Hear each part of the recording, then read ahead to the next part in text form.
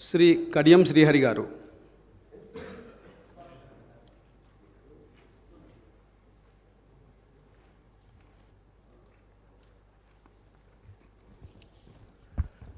కడియం శ్రీహరి అనే నేను శాసనసభ సభ్యునిగా ఎన్నికైనందున శాసనం ద్వారా నిర్మితమైన భారత రాజ్యాంగం పట్ల నిజమైన విశ్వాసము విధేయత చూపుతానని, భారతదేశ సార్వభౌమాధికారాన్ని సమగ్రతను కాపాడుతానని, నేను స్వీకరించబోయే కర్తవ్యాన్ని శ్రద్ధాశక్తితో నిర్వహిస్తానని పవిత్ర హృదయంతో ప్రతిజ్ఞ చేస్తున్నాను.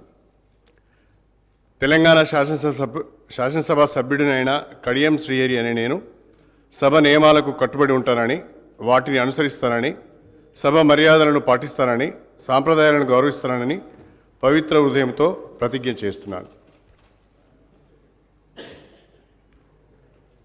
శ్రీ కల్వకుంట్ల తారక రామారావు గారు.